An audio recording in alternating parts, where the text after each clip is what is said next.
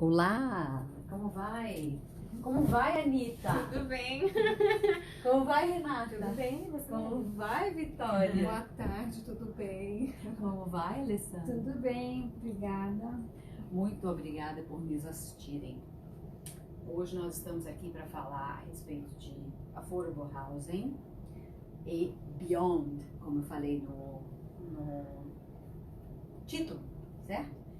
Nós vamos começar um assunto bem interessante, porque, na verdade, nós não sabemos exatamente o que nós não sabemos, não é não, Vitória? É verdade. Não é interessante essa história? A gente não sabe o que a gente não sabe. Exato. Aí, então, às vezes as pessoas falam assim, mas como? Você paga X de aluguel e mora em tal lugar? Falo, mas por quê? A Anitta vai falar depois disso mais tarde, né?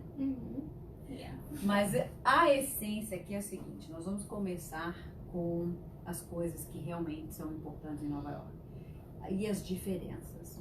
Eu vou começar falando com vocês o que os co-ops, as pessoas chamam de co-ops, são. Depois a Alessandra vai falar sobre condos, a Renata e a Vitória vão falar a respeito das nuances de como se compra um imóvel aqui, o que significa isso, essas coisas todas, e a Anitta vai falar mais uma vez a respeito do Affordable Housing. Na verdade, a gente quer que vocês mandem perguntas pra gente, tá?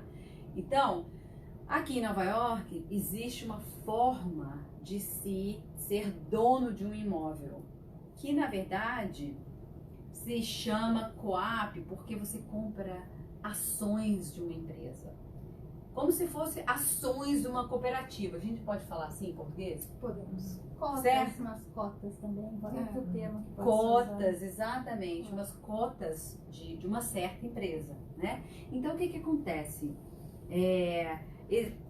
Quando você faz esse tipo de compra, você tem que necessariamente, como eu vou dizer, a respeitar as regras daquela empresa, daquele co-op. Exato. Né? Então, existe uma entrevista, você precisa ser aceita naquela empresa. Exato. Não é? Não faz sentido? Você vai ser aceita naquela empresa. Você é um membro. Você é um membro, exatamente. Eles chamam que você tem que ser aprovado pelo board. Exato. Né? Então, e muitas pessoas ficam com medo dessa entrevista, mas não tem nada de meu Deus, que é isso, né? Como a gente fala em Minas, meu Deus, que é isso. Mas o que acontece? Existem as regras, você tem que aceitar. Existem co-ops assim, existem co-ops assado, né? Então, o que acontece? Você tem que estar disponível a aceitar aquelas regras, né? Não só na hora da compra, mas daí por diante. Exato. Exemplo. Você comprou um co-op, você podia ter um cachorro lá. Aí entrou um novo grupo de diretores e fala assim, não. A partir de agora você não pode mais ter um cachorro. Você tem que aceitar, porque você aceitou morar em um co-op. Muitas vezes são mais em conta? Sim. Muitas vezes são maiores? Sim. Mas é o toma lá, da cá. O que não acontece necessariamente nos condos, não é? Exatamente. O condo é uma maneira mais simples, uma maneira que quem está no Brasil seria mais similar com o que acontece lá. Você não estaria comprando as ações dessa empresa, dessa corporation, mas sim você estaria comprando diretamente a propriedade, o imóvel. Então, a maneira na hora da compra é bem mais simples, porque não vai ter que fazer toda a papelada que é necessária num co-op, como a Eve estava explicando. E porque é mais simples e por outros motivos também, tem uma diferença no preço. O condomínio, o condo, dá muita mais flexibilidade para o proprietário. Então, o preço também reflete isso. Na cidade de Nova York, mais ou menos dos apartamentos, em Manhattan, o número de co-ops e o número de condos está quase igual. Costumava ser que havia muito mais co-ops à venda do que condos, mas com as construções novas, elas são quase todas, muito pouco, não é condomínio. Existem outros tipos de imóveis também, que é uma mistura híbrida entre o co-op e o condo, mas para hoje acho que explicar que existe o co-op e o condo. E o condo permite uma grande diferença é a possibilidade de você poder alugar depois. Existem co-ops que também permitem que você alugue, mas se você está procurando renda ou simplesmente renda do imóvel, aí o condo já não vai é a melhor alternativa. O co-op não é muito bom. Quando é o melhor investimento? O melhor investimento em geral. Tem co-ops que permitem, mas um co-op pode mudar a regra a qualquer momento. Muitos co-ops são um pouco mais flexíveis hoje em dia. E se você, por exemplo, está comprando, não vai viver aqui, tem co-op também que não vai permitir. Enquanto que num condo você pode ter como uma casa eles chamam de pied-à-terre, uma casa de férias, digamos assim, um apartamento que você vem de vez em quando. O condomínio também é mais fácil na hora de financiar, você pode financiar até 90%, e o co-op varia, você pode ser de 20%, 25% o seu sinal, mas isso depende também daí do banco, porque existe a regra do quanto o banco vai financiar para você e quanto que o co-op vai permitir que você financie. Então essa diferença no preço. E o condo também, a outra diferença é na mensalidade. Quando num co-op você paga a maintenance, que é a sua taxa condominial uma só. Enquanto você compra um condo, você tem que pagar essa taxa condominial que cobre todos os custos de manter o edifício e separadamente você paga o imposto. Predial. Imposto predial, imposto de imóveis para a cidade, como se fosse um IPTU, você paga separadamente. Então você tem essas duas contas separadas. No co-op é uma só.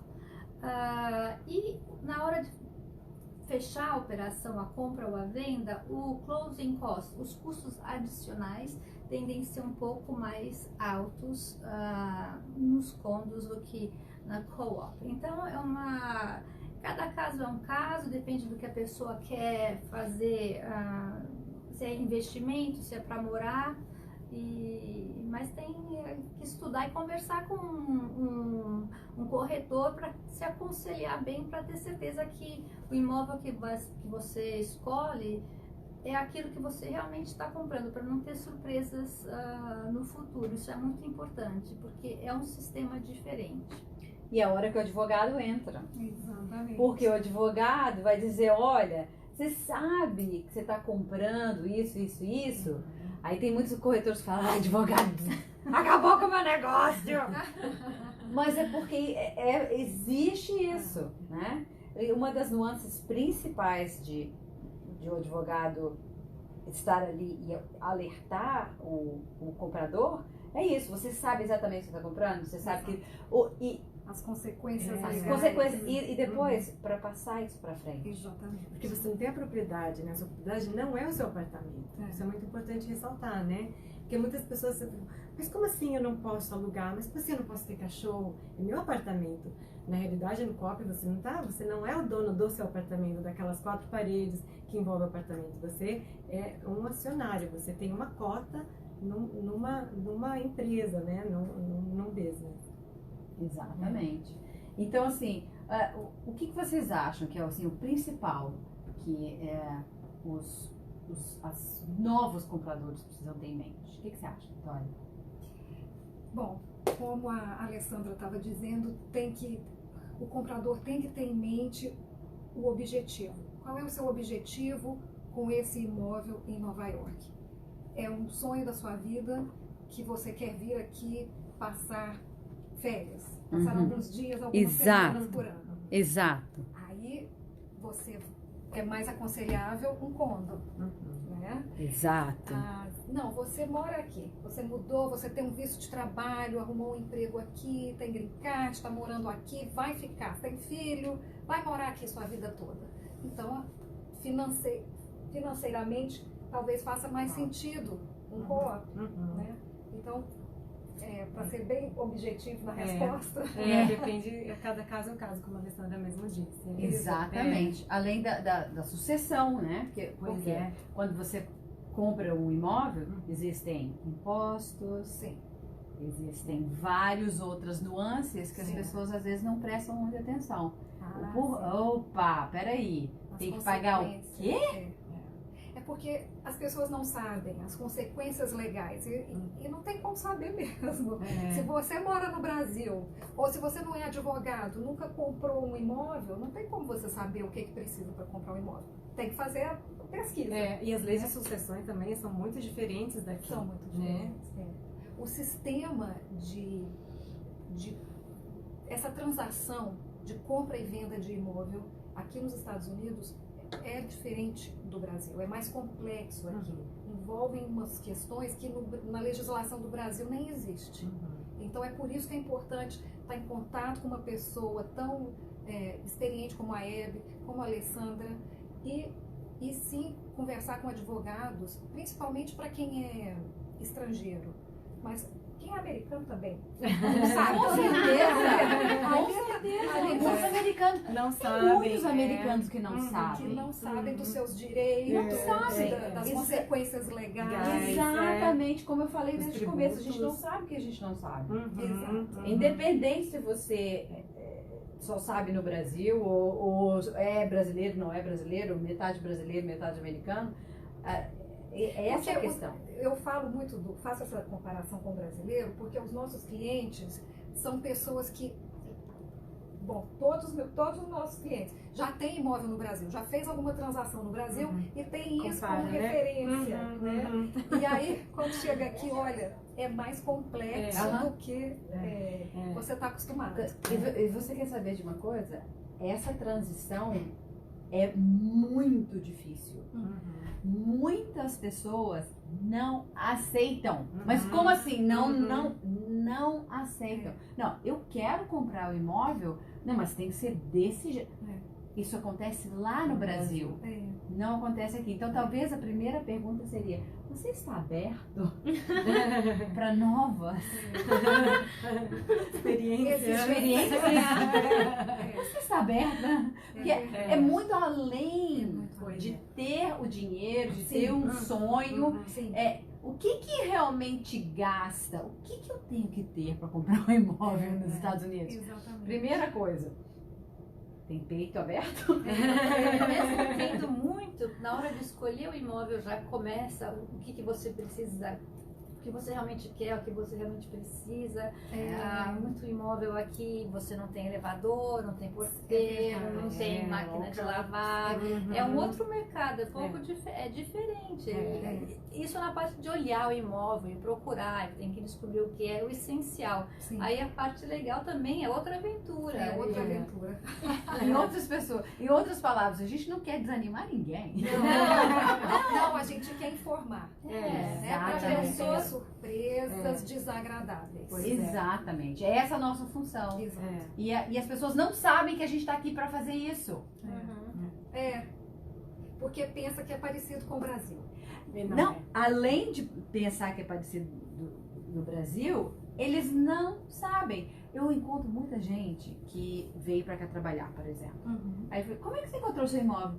Ai, foi uma dificuldade, foi a mãe de não sei o quê. Você encontrou um corretor brasileiro, um advogado brasileiro? Não.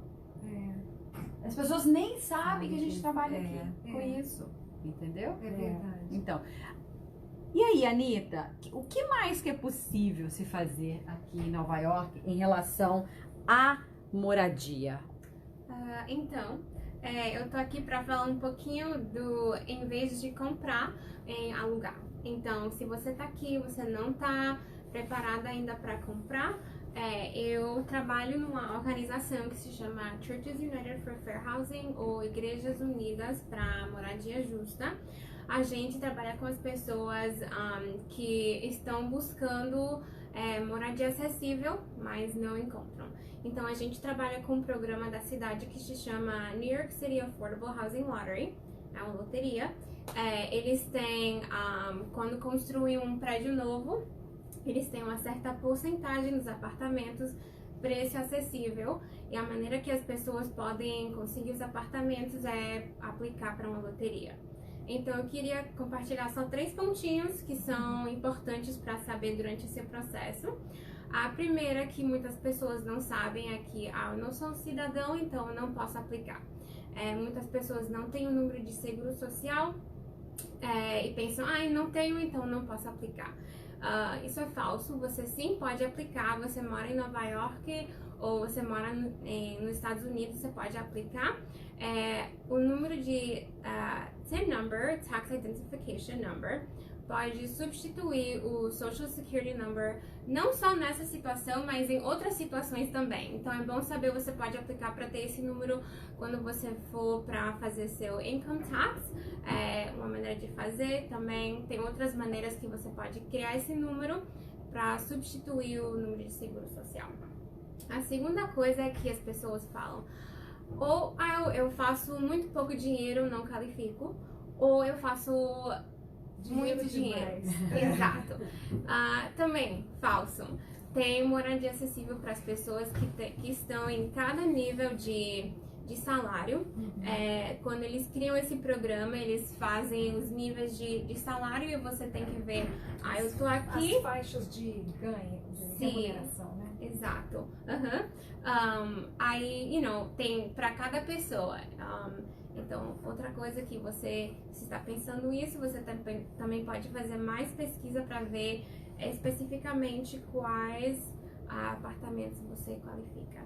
A última coisa é que você tem que ser consistente. Então, no meu trabalho, tenho muitas pessoas que eles vêm, eu dou uma aplicação, a gente faz tudo junto. Aí, 6 meses depois, volta e fala, Anitta, eu apliquei, eu preenchi tudo, mandei tudo direitinho, mas ninguém me chamou. Aí eu falo, quantas aplicações você mandou? Eu mandei aquela uma. Então, essa como é uma loteria, você quer um apartamento, mas também muitas pessoas em Nova York querem esse apartamento. Então, a coisa é ser consistente. Você pode entrar no website deles, nyc.gov/housingconnect. Se você quiser fazer seu perfil online, ou se não, nós trabalhamos em Brooklyn, você pode vir encontrar com a gente. A gente tem as aplicações em papel, a gente caminha com você durante todo o processo, desde aplicar até a entrevista, preparar para assinar seu lease. Então, esse é o trabalho que a gente faz. Outra coisa que a gente está falando agora é de informação. Isso é outra coisa que a gente faz. Nós damos seminários como esse pequenininho para falar com as pessoas sobre os direitos dos inquilinos e sobre o que você tem direito durante o processo de buscar uma moradia, quando você está morando no lugar, o que você pode fazer se seu landlord desliga sua água quente, uma coisa assim. A gente dá esse tipo de informação. E a última coisinha é que a gente também tá lutando para ter mais legislação para que os inquilinos de Nova York tenham mais direitos. Então, se você quer mais informação, a gente compartilha nosso website, informação de contato. Coloquem aqui as perguntas, mandem as perguntas, por favor. Mas eu queria só um exemplozinho, Anitta. Quando você falou, a pessoa acha que ganha não ganha suficiente, ou a pessoa ganha demais. Me dê números. Ok. Então, a gente sempre fala que o mínimo é 18 mil por ano para uma pessoa, e daí sobe. O máximo eu acho que é agora 165 mil por uma família de 5 ou 6 pessoas, por exemplo. Então, 20 mil e 165 mil é um espaço grande aqui. Então, depende da área que tá o prédio, depende do tamanho da sua família, tudo isso. Tem que ver, caso em caso. E tem todos os boroughs, em todos os bairros? Nesse programa, a maioria dos prédios estão sendo construídos em Brooklyn, mas também tem em todos os bairros. Exato, porque depende da média salarial da área. Concorda? Well, Ou não? Tô errada? eles usam um número para a cidade de Nova York inteira, Aham. mas cada prédio que eles fazem, as pessoas que são os donos sentam com a cidade para fazer seu contrato individual. Exato. Então, por Aí isso... existe uma negociação aí. que a gente não somos parte. Então, a gente recebe o que eles dão, aí a gente tem que aplicar com essa informação. É muito importante saber isso, É. porque as pessoas falam, pensam, né, que ganham, por exemplo, demais. Não, isso não é pra mim. Affordable housing, não, isso não é pra mim. Eu ganho mais que Isso. $150 mil por ano. Que realmente dá pra ganhar muito, dá pra comprar muita coisa quem ganha $150 mil por ano. Dá, é um bom salário. É um bom salário, é um salário médio alto É. em Nova York. Quer dizer, Ah, não é de médio pra cima, não é um É de salário médio pra baixo, cima. certo? É considerado de médio para cima. Considerado de médio para Sim. cima, com certeza. Então, assim, é um salário considerado de médio para cima. Então, 150, 160 dólares, 160 mil dólares, peraí. É uma ótima renda. Tem uma muita ótima profissão que esse salário é final de carreira. renda. É final, É. exatamente. Mas é para a família, uma família. Sim, mas às vezes a esposa, um dos cônjuges não trabalham, né? Até Mãe, 6 famílias, até seis Seis pessoas, pessoas. ela diz. Até, não quer dizer que pode ser uma, Mas duas. individual, né? Acho Não, que uma Tem- duas é como é que menos. funciona, Anitta? Então, depende. Então, Deve um depender pouquinho... da localização um pouco, né? Tem Yeah, localização tem- que é mais cara. Tem vários Nuances. fatores. Fatores, exato. Então, é como posso falar? Complicado um pouquinho, mas eles fazem um promédio dos salários de todo Nova York. Aí eles falam, as pessoas, por exemplo, se o salário médio de Nova York inteiro é $100 por ano, eles falam, vamos fazer esse prédio para as pessoas que fazem 30% do salário médio de Nova York, entendeu? Então as pessoas que fazem $30 por ano, esse apartamento. $30 mil dólares. Não, eu tô usando $100 por ano como exemplo, mas pode ser $30 mil. Aham. Aí eles vão de 30% até 130%, entendeu? Aham. Então, eles usam, Esse é o esses são os cálculo. níveis. Ah, por Tá. isso que chega nessa faixa que você... Ah, tá. Então, esses são todos apartamentos novos em construção agora? Esse é o programa? Sim, todos os prédios são novos. Eu já vi alguns que são semi-novos, eles fazem uma lista de espera, mas a maioria são prédios novos. Aí 20% são apartamentos acessíveis, 80% market rate, preço de mercado. Então, o que acontece? Esses prédios estão espalhados pela cidade. Então, Sim. não existe mais aquela coisa project here in one location. Não. All the buildings are project, que Right. eles chamam É, aqui, né? Não, existem várias localizações, vários prédios que têm certa porcentagem de apartamentos que são Disponíveis. designados para esse programa, Muito né? interessante. Muito bacana. Daí falamos de inclusão. Exatamente.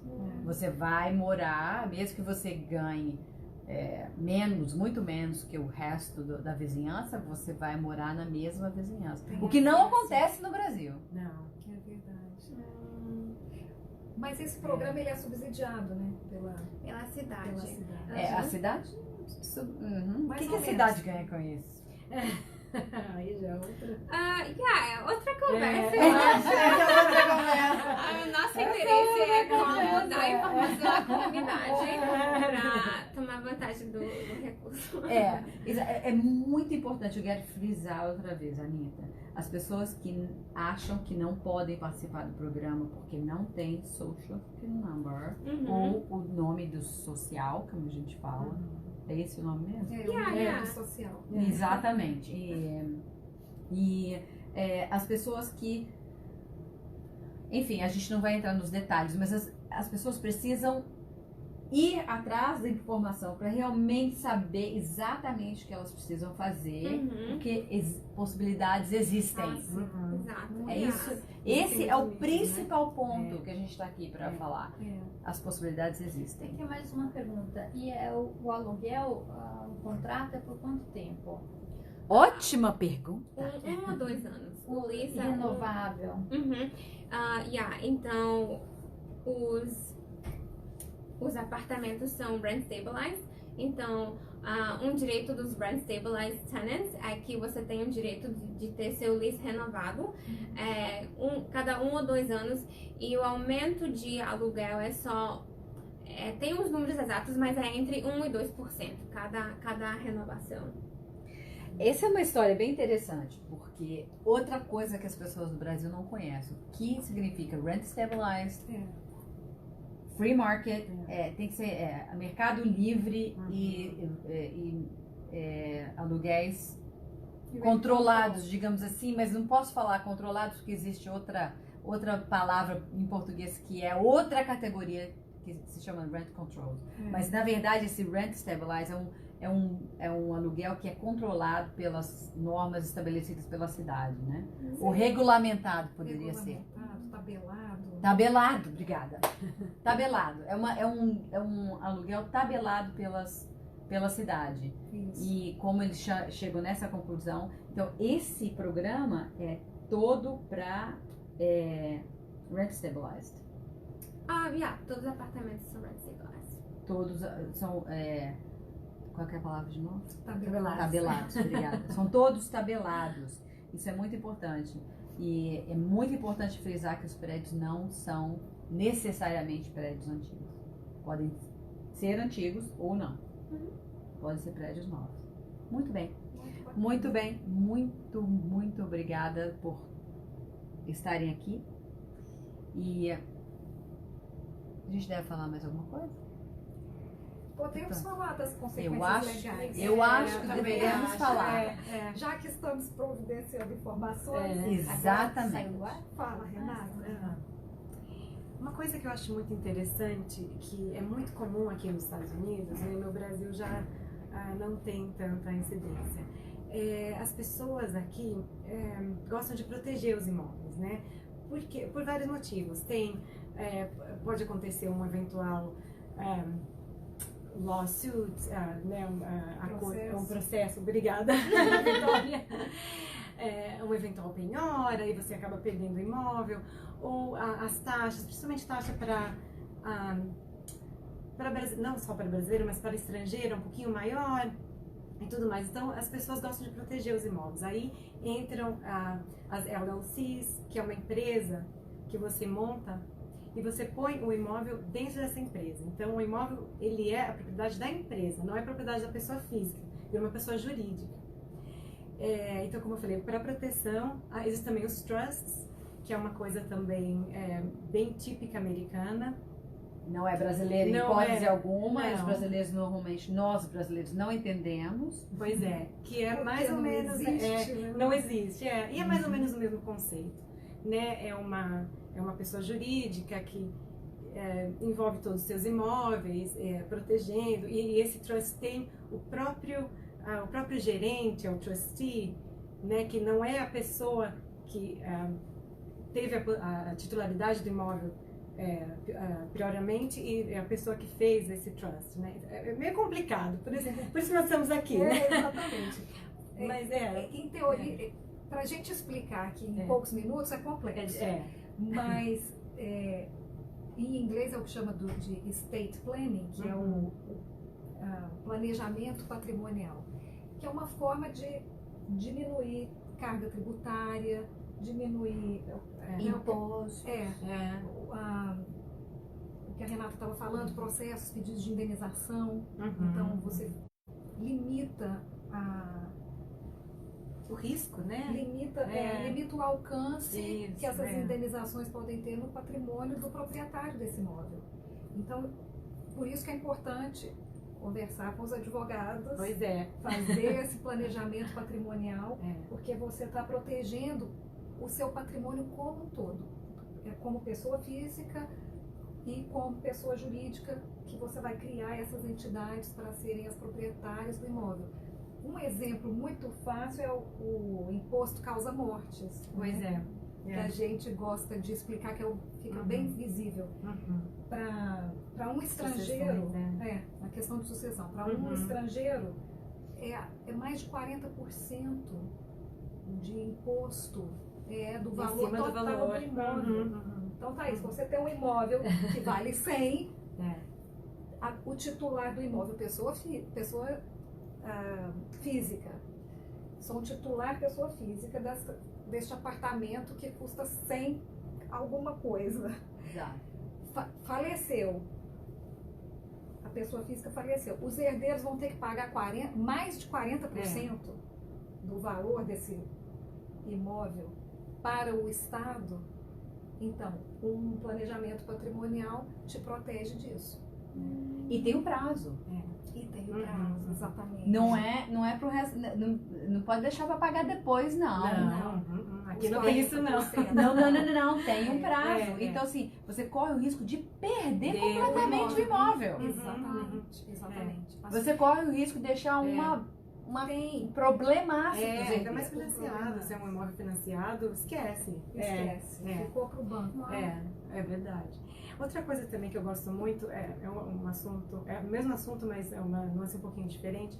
Eu gosto sempre de alertar as pessoas que quando você vai fazer um down payment, ou se você tem o dinheiro já para comprar o imóvel, dinheiro na íntegra, você precisa declarar a origem do dinheiro, né? Eles têm muito medo aqui de lavagem de dinheiro e essas coisas assim. Então, o próprio governo americano coloca isso em cima dos bancos, em cima das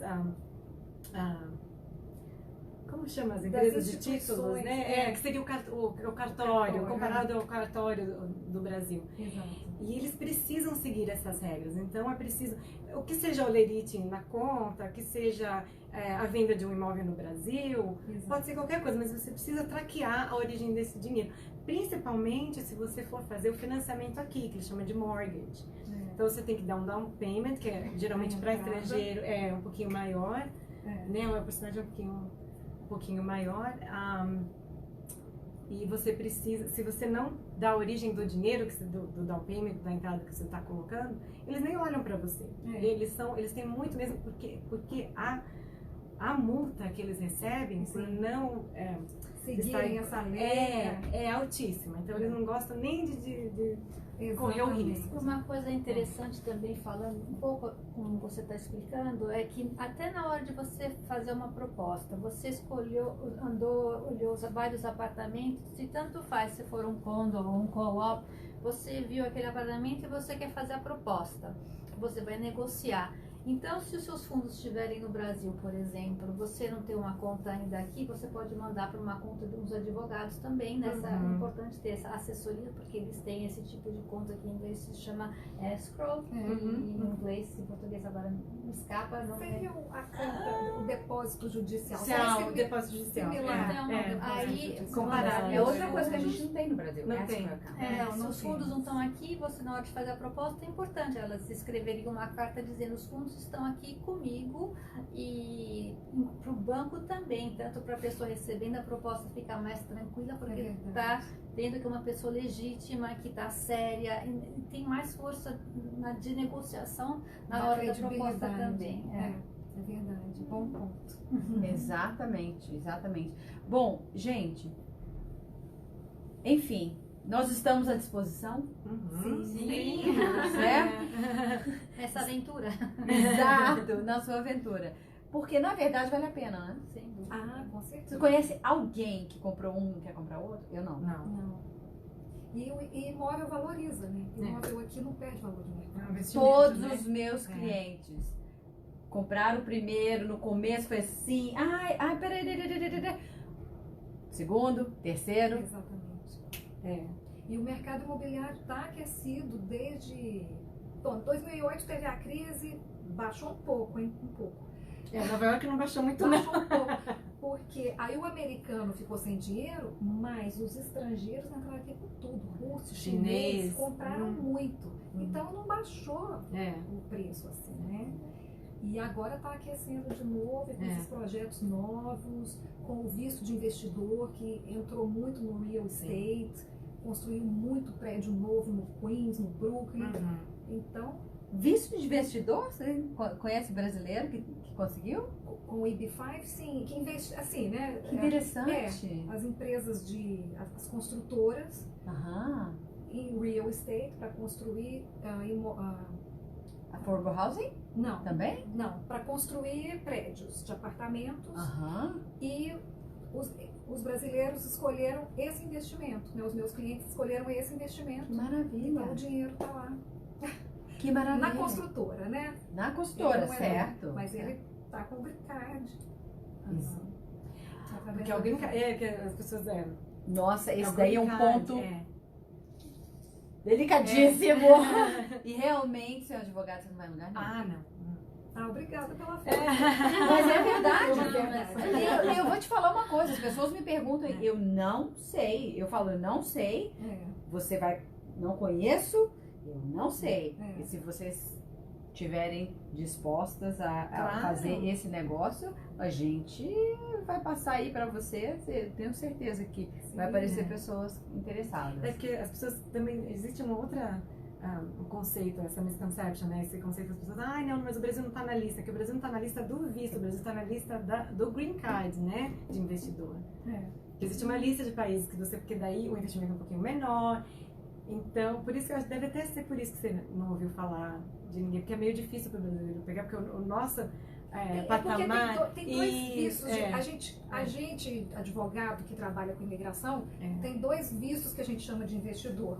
Na verdade, na lei, o de investidor é só o E. Exato. Aí a gente fala que o EB5 é de investidor também, porque é um investidor, mas ele chama, o EB5 ele chama visto de trabalho na lei. É Employment Based 5.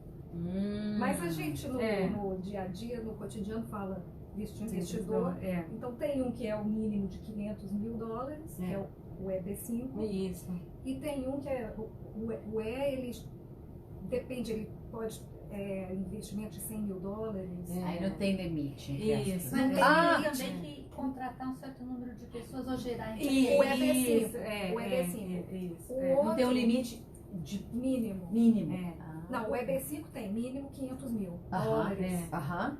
E como a Alexandre Difícil falou, de ele precisa um número Tem X vários de requisitos. empregador. Ele é um visto empregados, excelente porque você sai com o seu green card. Isso é maravilhoso. Na verdade, até se diz assim, você compra o seu green card, né? No popular, vamos comprar o meu green card, porque com $500 mil, amor. Mas esse outro visto de 100 mil, esse outro visto de investidor, são países que assinaram um tratado internacional e o Brasil não assinou. Então, infelizmente, se você só tem $100 mil, não dá. não dá para o EB5. Não é pro EB5. Não é para o EB5. Mas a gente acha Mas isso também é uma alternativa. Isso é, na verdade, um grande assunto. Porque, assim, as pessoas falam, mas peraí, as pessoas que compram imóveis de $2 milhões poderiam ter comprado, né? Investido. O EB5. Porque não é só o dinheiro. Não. Os empregados, Existe um requerimento. É um programa grande, complexo. É um programa e aí imenso. também vai do que o imigrante quer, não necessariamente o imigrante, o que o comprador quer. Eu já escutei gente falar o seguinte, então, o meu sonho é ter um apartamento em Nova York e eu adoro morar no Brasil, eu não quero mudar para os Estados Unidos, eu não tenho vontade de ter green card. Não é assim, isso é muito pessoal. Muitas pessoas. Então, ótimo, não tem que ir atrás de... Porque parece que fica uma noção que todo mundo é obrigado a vir para os Estados Unidos. Não é, gente. O Brasil é muito bom também. Mas você pode investir aqui morando no Brasil. Exatamente. Lógico. É pra isso que a gente está aqui de novo. Pra te ajudar a comprar, te ajudar a gerenciar. Você vem pra cá só passear numa boa. Porque passear em Nova York é muito maravilhoso. É melhor que morar. Exato, isso aqui. Exato. Ainda tem mais outra coisa. Quem tem um apartamento aqui pode passar uma semana, 2, 3, 4, 5 semanas. Exato. Né? Se você vem pra ficar no hotel, você não vai querer ficar muito tempo. Uma semana não dá tempo de fazer nada, não. Nada. Aí você vai, normalmente quando você vem pra ficar no hotel, você fica uma semana. É. 2 já fica meio estranho. Cansa. Então, cansa ficar no hotel. Então é por isso que é bom você ter sua casa. Sim. Além de que você sai com sua malinha de mão, Sim. entra no avião, chega aqui, sua casa tá toda montada. Linda, linda. Existem vários Quando não está aqui motivos. também pode alugar, não a prazo muito curto, mas por 6 meses, por Sim. exemplo, você pode um apartamento montado, contrata uma corretora e a gente ajuda também a encontrar um inquilino por 6 meses Exato. e E aproveitar. tem, porque são pessoas que vêm para estudar temporariamente. Tem gente que vem fazer trabalho temporário, tem empresas que contratam estrangeiros para ficar aqui por um período Muitos. de 3, 5 meses, 6 meses no máximo. Muitas pessoas. Tem mercado, sim, para esse tipo de Que daí o de aluguel não temporário. entraria, né? Porque ele É. geralmente é um ano, É, mínimo um ano. na verdade. É. Nesse caso aí, melhor ainda ter essa empresa, que o imóvel seja em nome dessa Protegido, empresa para é. proteger. Então essa É. conversa é muito importante, tanto É. com todo mundo, até Com um todo contador mundo. nessa É. vem também. O É. contador é outra pessoa, a parte importante na hora de fazer essa compra de imóveis, para poder, desde o começo, da origem dos fundos até a declaração de imposto, pagamento, para você se beneficiar ao máximo. Exato. Exatamente. Diminuir custos. Porque os benefícios realmente são inúmeros. São. De se comprar um imóvel em Nova York. Ah, com Ah. certeza. Sim. Esse horário aqui, Com né, certeza. Anitta? É muito. É os uma benefícios- cidade muito rica, é muito interessante. Em vários aspectos, não É. só financeiramente, Não, rica realmente. culturalmente. é isso que- Culturalmente, é isso que eu quis dizer. principalmente. É. Não, e essa troca realmente de informações que cada pessoa É. traz. Exato. E não é uma cidade segmentada, vocês já repararam? É verdade. Por, Não quê? é? Por que não é É. segmentada? Programinha de Não, Anitta. Não, Eu é. não tô tanto de acordo, É. mas eu entendo. Yeah. Então, eu Não, morei em comparada com o Chicago. Brasil. Ah, É, tá. Chicago é uma cidade muito mais segmentada. Ah. Eu senti muita diferença, tanto é que eu falei pro marido, vamos voltar para Nova York. Nova York realmente inclui muito mais, principalmente estrangeiro, né? É uma cidade que assim, aprendeu a coexistir com todos os números de culturas e raças e toda essa diversidade. Eu acho muito interessante. Mudando um pouquinho de assunto, só para aproveitar, falar também, a gente falou um pouco do financiamento, mas que a outra parte dessa roda que vai Do quebra-cabeça? do quebra-cabeça vai ser um banco. Se a pessoa tem todo o dinheiro já, que vai pagar sem precisar financiar, ótimo. Mas aqui nos Estados Unidos, o financiamento não é uma coisa tão complicada, mas é acessível, existem muitos bancos que financiam. Sim. Então, é uma coisa importante. As taxas de juros aqui comparadas com as taxas de juros no Brasil valem a pena. E, historicamente, ainda continuam bem mais baixas do que o ano passado. Aumentou um pouco, mas voltaram a cair. Então, é uma coisa muito importante considerar isso. A gente ajuda também, desde o começo, a planejar essa parte do financiamento, que é Sabe, importante. eu tenho cliente que já conseguiu financiamento com um banco brasileiro que tem atuação aqui. Exato. Isso é super importante. É. Não só, eu queria falar, a gente deve fechar realmente com esse assunto, porque essa é outra hipótese. Porque as pessoas também não sabem que elas podem ter acesso aos financiamentos de bancos americanos. A gente não pode falar o nome aqui agora, mas pergunte. Não, aí depende depende pode, de cada um. De repente a pessoa tem conta já em um banco. Não, mas é importante o seguinte, tem que fazer pesquisa também, porque de Sim, banco para muito banco você importante. consegue uma taxa melhor. Sem dúvida. Exato, mas é muito importante as pessoas saberem que elas podem entrar em contato com os bancos aqui nos Estados Unidos, bancos americanos, Mesmo sendo estrangeiro. mesmo sendo estrangeiros. Exatamente. Que é outro mito também. Eu não tenho green card, eu não tenho isso, eu não tenho visto, eu não tenho Exato. aquilo. Exato. Porque o imóvel, ele vai ser a garantia. Então, por isso que o banco americano faz financiamento. Pois é. Pra Aliás, são estrangeiros doidos. também. Porque, como você mesmo falou, o próprio imóvel é a garantia, porque volta naquilo que a gente falou, né? Não pode atrasar, tem que ser, senão Realmente não é como no Brasil que tem um jeitinho. Exato. O título é do banco, até Exato. você terminar de pagar. E para a pessoa que já está aqui, que não é uma que esteja no Brasil, mas que já está em Nova York pensando nisso também, ou nos Estados Unidos, tem um processo de você ser pré-aprovada num banco, você antes, na hora, junto com o processo de começar a olhar os imóveis, você começa a conversar com o banco para ter uma certeza de quanto você consegue pegar emprestado, de quanto você tem. É um planejamento importante também. Super importante. Então, mais uma vez, muito obrigada por nos assistirem, né? Exatamente. Muito obrigada. Fica aí aberto o canal de perguntas. E nós agradecemos imensamente todas as pessoas que assistiram do começo ao fim, e todas as pessoas que vão assistir mais tarde, É verdade. né? E estamos às ordens. Mais uma vez, estamos... Obrigada, Hebe, por organizar. Obrigada a você. Obrigada, Alessandra, Vitória, Renata e Anitta. Muito obrigada a vocês e até o próximo. Até.